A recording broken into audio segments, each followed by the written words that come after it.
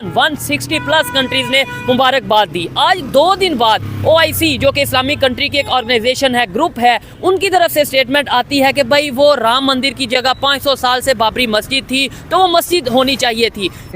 Islamic और मुस्लिम बहुल देशों के संगठन ऑर्गेनाइजेशन ऑफ इस्लामिक कोऑपरेशन यानी OIC ने अयोध्या में रामलला की प्राण प्रतिष्ठा की निंदा की है। OIC की तरफ से स्टेटमेंट आई है कि भाई इंडिया में कोई मंदिर बना है तो वो मंदिर नहीं बनना चाहिए था, वहाँ पे मस्जिद होनी चाहिए थी।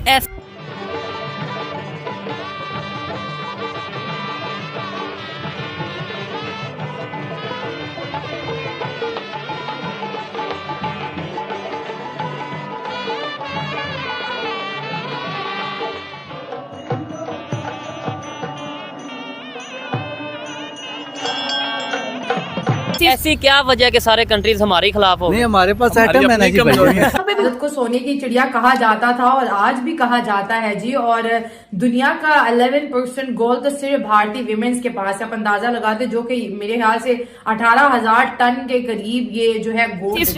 यार क्या बात है, यानी अच्छा इसका मतलब है कि भारत बहुत अमीर है।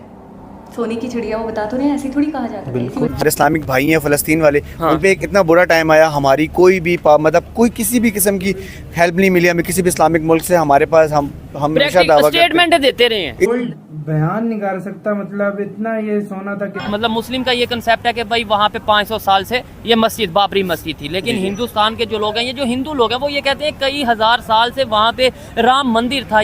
कि नॉर्मल डेली हैवी ज्वेलरी वगैरह उन्होंने पहना होता है, हैवी ज्वेलरी जो है वो उन्होंने कैरी की होती थी। यहाँ हम इन कदमों की निंदा करते हैं जिनका लक्ष्य बाबरी मस्जिद जैसे अहम इस्लामिक स्थलों को मिटाना है।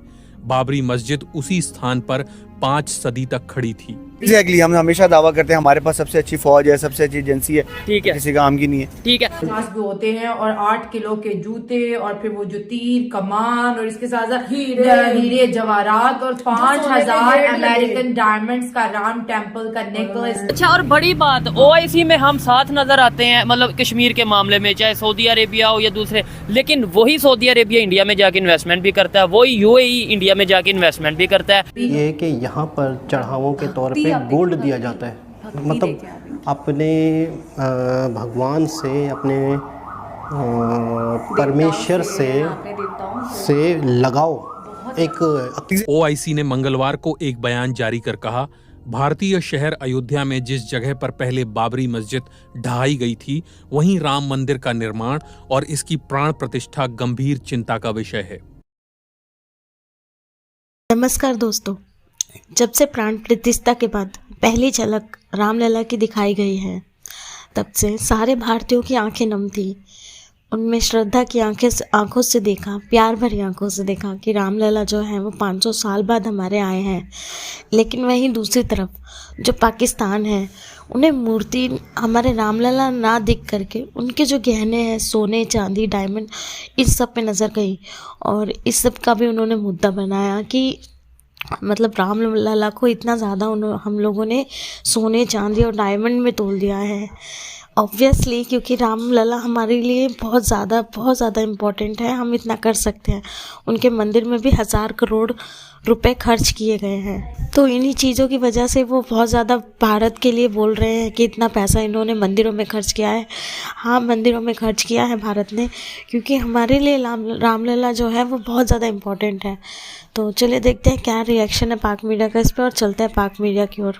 भारत को सोने की चिड़िया कहा जाता था और आज भी कहा जाता है जी। और दुनिया का 11% गोल्ड तो सिर्फ भारतीय विमेंस के पास है। आप अंदाजा लगाते जो कि मेरे ख्याल से 18,000 टन के करीब ये जो है गोल्ड, और जो दिवाली में गिफ्ट दिए जाते हैं, ये सिर्फ विमेन की बात करें। हाँ। गोल्ड के रिजर्व तो ज़्यादा गवर्नमेंट के पास भी होते हैं और 8 किलो के जूते और फिर वो जो तीर कमान और इसके साथ साथ हीरे जवाहरात और 5,000 अमेरिकन डायमंड्स का राम टेम्पल का नेकलेस नेकलेस भी जो है भगवान राम को जी गिफ्ट किया गया है। इसके अलावा वो कुछ जो शायद हम अपनी किताबों में पढ़ा करते थे कि भारत के मंदिर ऐसे हुआ करते थे, आज भारत वो बता रहा है कि वो हुआ करते नहीं, वो एक्चुअली हैं। और जैसे पाक मीडिया यूट्यूबर्स भी हमने देखे बात कर रहे थे मस्जिद की। यस, ये बड़ा एक शेमफुल एक्ट होता है जी कि एक ऐसी स्पिरिचुअल जगह जहां पर लोग अपने खुदा से कनेक्ट होने आते हैं और आप उनकी कीमती सामान वहां से चोरी करते हैं।